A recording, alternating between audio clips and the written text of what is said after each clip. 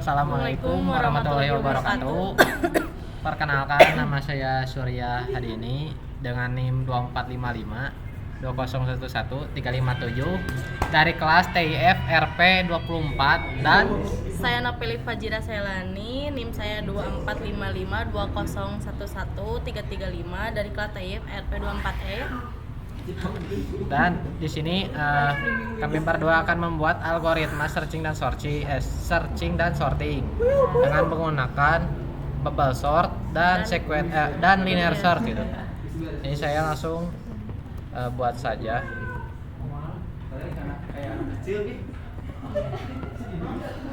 Sort langsung saya buat ininya.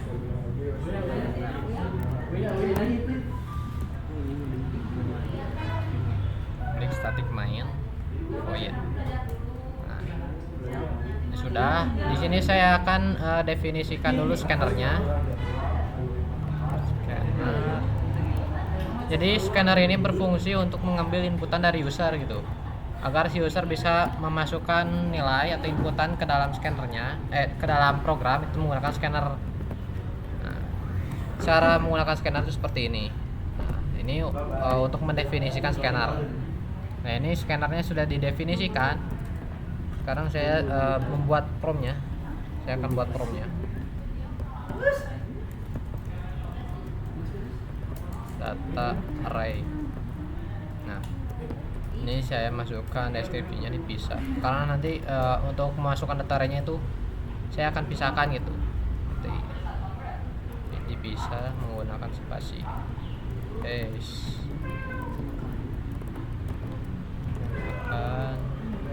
Spasi. Nah, jadi kenapa digunakan spasi gitu? Jadi saya akan mengambilnya itu satu baris itu. Contohnya seperti ini. Nah, ya kan ini satu baris. Nah, untuk mengubahnya menjadi array itu kita perlu memisahkannya gitu. Sebenarnya bisa menggunakan misal koma ataupun titik, itu bisa. Di sini menggunakan spasi. Menggunakan spasi saja gitu. Nah, caranya itu seperti ini. Di sini saya akan buat dulu data atau variabel untuk menyimpan arraynya. Kemudian saya akan menggunakan fungsi array atau kelas array dan stream.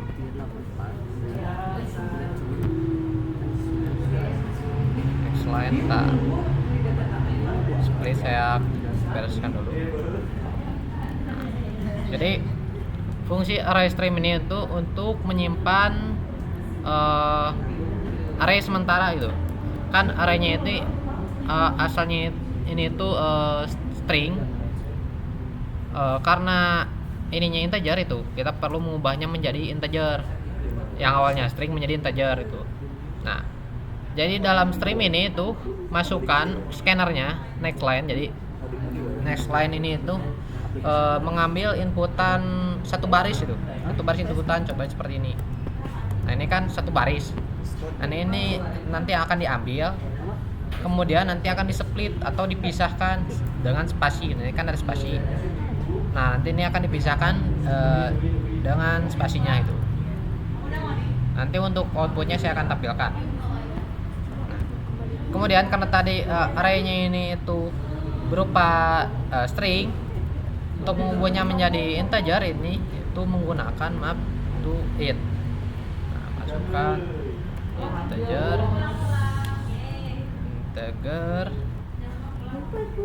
parseInt. Nah, integer parseInt. Nah, ini kita kebawain dulu aja panjang. Nah, seperti ini aja. Jadi integer parseInt terus to array. Nah, jadi map to int ini berfungsi untuk mengubah gitu datanya yang asalnya berupa string menjadi array. Terus data yang awalnya sementara atau data stream ini diubah lagi menjadi array untuk disimpan di data. Nah, di variabel data gitu. Nah, sini saya coba ini kan. Bentar. Sini saya coba outputkan hasilnya. data mentah. Nah, untuk menampilkan datanya itu karena datanya ini berupa array. Nah, karena array tidak bisa di ini, karena array itu nggak bisa langsung dimasukin ke print gitu kan. Tuh. Itu harus diubah dulu menjadi string dengan menggunakan fungsi dari toString gitu dalam array itu. Jadi ini akan mengubah yang awalnya array akan diubah menjadi string. Nah, sini saya akan coba sort insert. Di sini saya coba masukkan. Bentar. Oh ini ada yang ini screen kok. Coba. Nah, saya coba masukkan ya. Nah, ini data mentahnya sudah ya. Sekarang saya akan panggil dulu ininya, function bubble sortnya. Saya masukkan langsung data. Nah, ini nanti saya akan buat untuk sementara. Nah, ini saya akan tampilkan langsung ya data setelah diurutkan. Nah, ini karena ini bubble sortnya ini belum dibuat ya, jadi akan mereturn error sebenarnya. Makanya itu saya akan langsung buat saja di sini. Public static void. Bubble sort. Nah, ini stringnya ini karena datanya ini bertipe integer. Nah, jadinya seperti ini. Integer. Nah, ini ubah menjadi data. Kenapa integernya ada kayak kurung seperti ini? Karena kan integernya ini array ya, array. Kalau misalkan integernya bukan array, maka dihapus saja itu. Tapi ini akan error gitu karena kan datanya ini itu array. Gitu. Jadi integernya harus array juga. Nah, di sini untuk sebentar. Saya jelaskan dulu itu cara kerja bubble sort itu seperti ini. Kan misal ini ada 3 data ya maksudnya. Bubble sort itu akan membandingkan gitu. Jadi data yang pertama akan dibandingkan dengan data yang kedua. Misal jika data pertamanya lebih besar dari data kedua, maka ditukar, dipindah.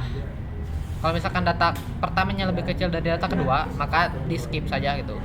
Karena kan sudah terurut itu, yang kecil di kiri, yang besar di kanan. Terus di sini untuk membuat seperti itu gunakan 2 for gitu.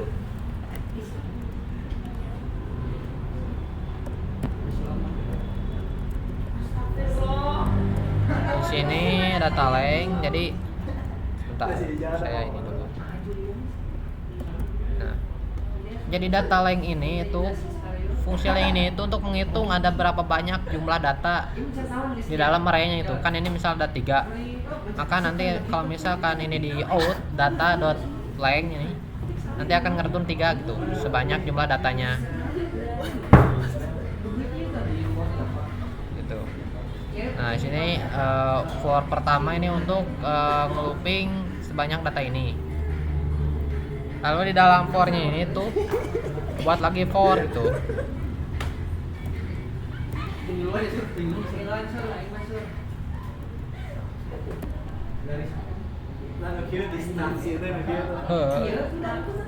Tapi kayak mau dibantuan deui kurang mah asli. Salah we sok.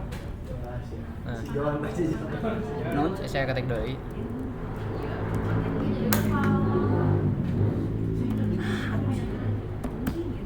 Nah, ini kan sudah.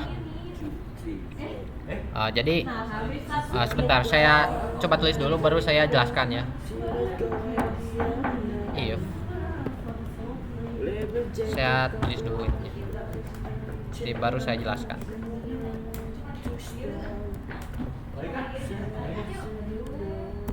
Nah, jadi for yang pertama ini itu untuk ngelooping banyak datanya. Misalkan ini ada 3, berarti yang for pertama ini akan ngelooping sebanyak 3 kali gitu. Terus setiap datanya itu akan di looping lagi sebanyak data yang ada. Tapi oh ya, saya lupa ini kenapa ini min 1 ditambah min 1. Karena kan ini misal kan kalau misal public bubble sort itu kan membandingkan dua data, data pertama dan data kedua. Terus untuk data terakhir kan tidak bisa dibandingkan, kan di kanannya itu gak ada. Nah, itu akan ngeretun error. Makanya dikurang saja, jadi data yang terakhirnya itu gak dihitung, gak di looping. Kayak gitu. Terus yang for kedua ini kenapa min i itu?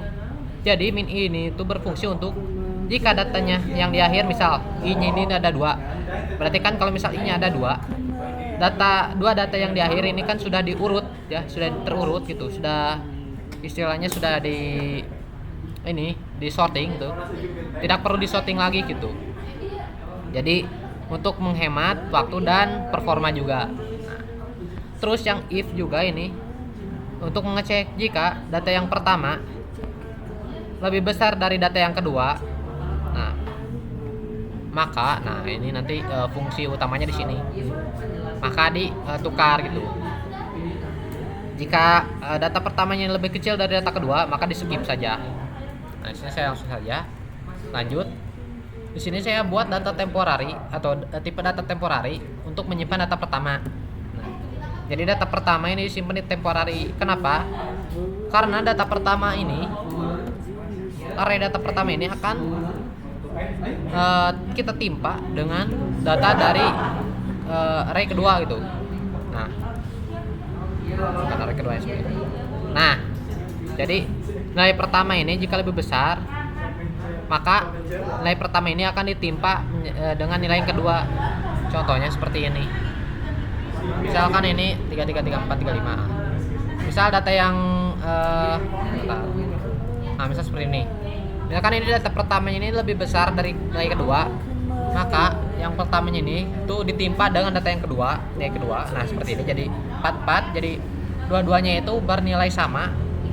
Terus data yang keduanya ini ditimpa dengan data yang ada di temporary atau originalnya itu aslinya itu data dari nilai pertama gitu. Jadi seperti ini. Nah, seperti itu hasilnya. Terus data ini J, jadi satu temporary. Nah, ini sudah selesai ya harusnya.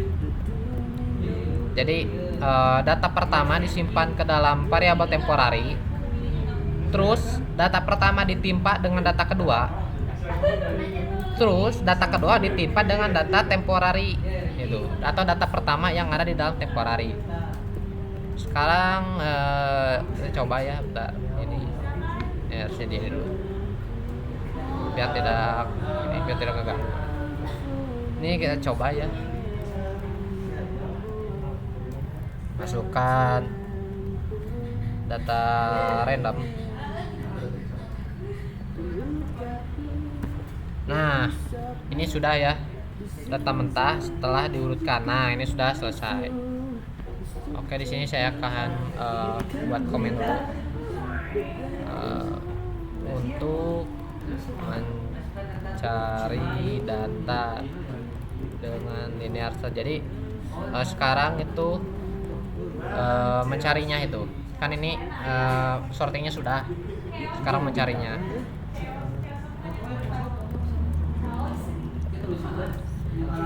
Bersih searching. Nah, untuk searchingnya itu akan saya serahkan ke Novely.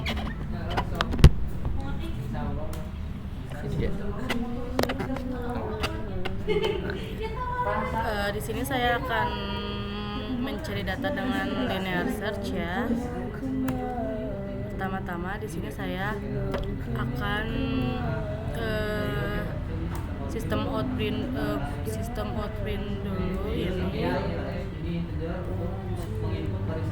Nah, ini di sini sistem outprint, di sini saya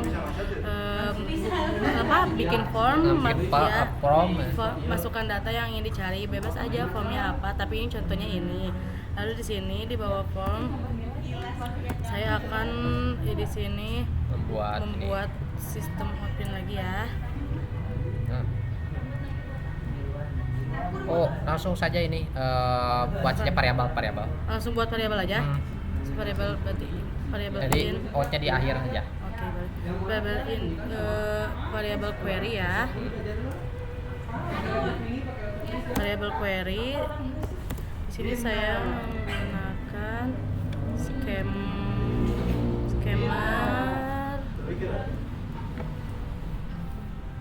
Scammer dot Scanner. Oh, scanner. Pakai scanner, nah itu. Scanner ini. Scanner dot Next in. Karena kan inputannya itu berupa integer. next in. Lalu di sininya Nah, lalu di sini juga saya akan membuat variabel kedua yang bertuliskan result ya.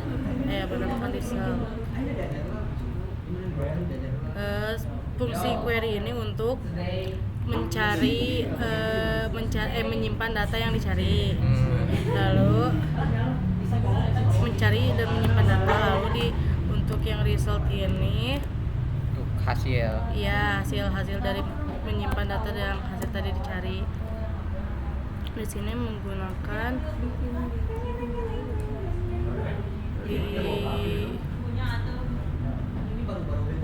linear Langsung panggil aja ininya. linear search.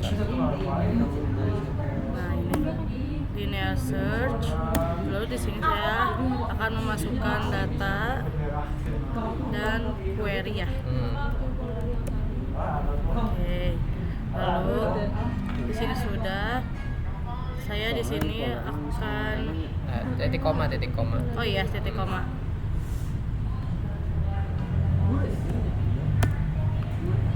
Lalu di sini saya akan buat if else ya.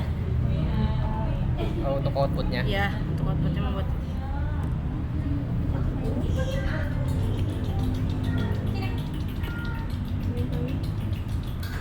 Sini saya akan membuat if else. Print ln. Nah, enggak ln kan? Yang atas yang enggak ln. Oh, yang ini mau pakai ln. Nih, S-nya. Gede ya? Ih, salah.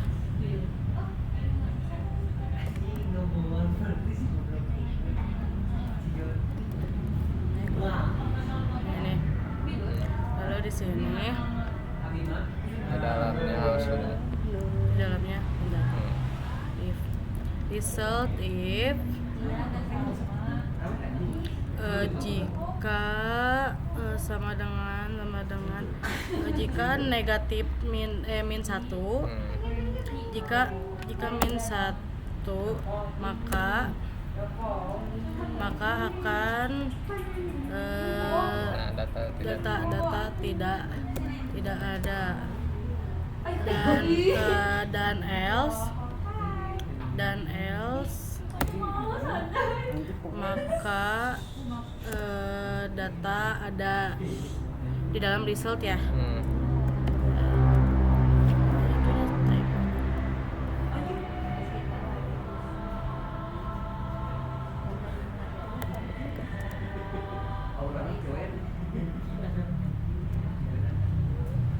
Index. Nah, ini. Lalu di sini sudah kan ya? Ya, coba scroll nah. Ya, di sini. Sekarang fungsi searching. Jadi di ini. Di sini fungsi searching. Lalu di sini ada public static ini untuk tadi variabel array. Ya, array. Ya, di sini data query. Tutup kurung dulu ya. Sorry. Oh, mesti. Ctrl J. Iya. Ctrl J.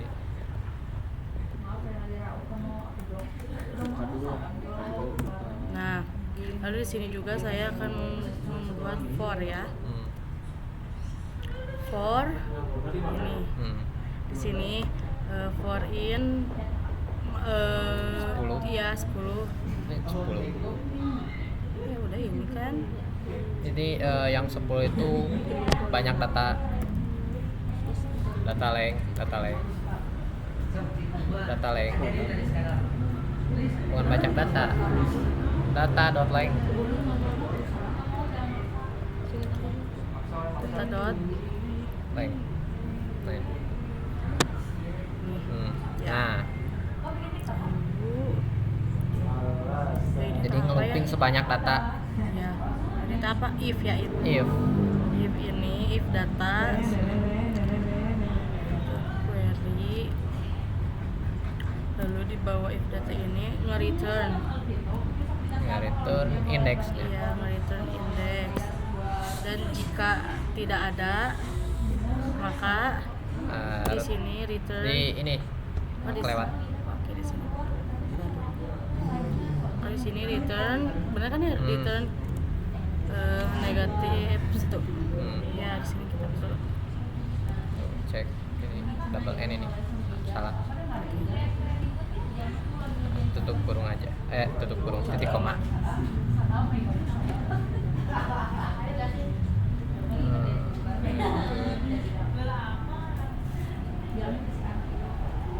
Ntar, oh ini kurang tutup kurung if-nya. mana yang ini? Kurang tutup kurung. Di mana sini aja? Tutup kurung. Nah, Udah. tinggal save. Nih, coba ya. Ini saya coba masukkan data random. Nah, ini sudah diurut. Saya misal coba 72 ya.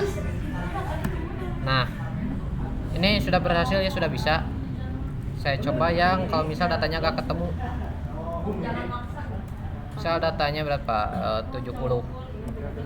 Nah, data tidak ada. Nah, berarti ini sudah sesuai ya. Untuk base case untuk analisisnya, alasannya kenapa kita berdua menggunakan bubble sort dan linear, itu karena yang pertama, bubble sort ini itu mudah diimplementasikan dan mudah untuk dijelaskan itu, serta mudah untuk dibuat itu. Jadi cocok untuk awal-awal itu, awal belajar itu cocok. Kemudian base case dan worst case-nya ini itu untuk bubble sort dan linear sort ini itu yang pertama. Untuk bubble sort dulu ya. Untuk bubble sort ini yang pertama itu base case-nya itu ketika datanya kecil, data array-nya itu kecil, misal di bawah 100 atau di bawah 10, dan datanya itu sudah tersusun itu. Jadi tidak acak, datanya itu tersusun. Maka itu base case-nya itu. Jadi cepat itu, langsung cepat. Nah, worst case-nya ini itu ketika si datanya itu ada banyak, misal ada 1 juta, 10 juta gitu, atau di atas ribuan lah, di atas jutaan, itu kurang cocok ya dengan bubble sort tuh. Dan worst case itu selain datanya besar, juga data yang sudah terurut tapi terbalik ya, terbalik. Karena kan otomatis jika datanya terbalik harus diurutkan ulang dari yang terkecil ke yang terbesar itu, dipindah-pindah lagi.